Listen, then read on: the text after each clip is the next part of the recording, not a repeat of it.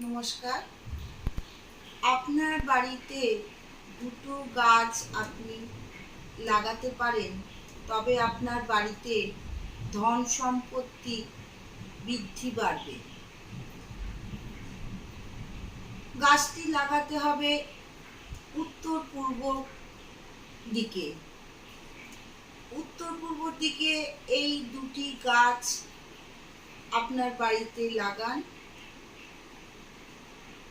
তুলসী গাছ আর কালো ধুত্রা ফুলের গাছ আপনার বাড়িতে লাগান।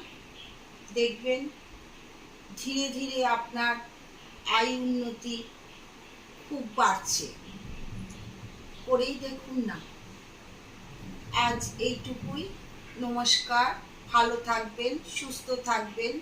জয় মা তারা।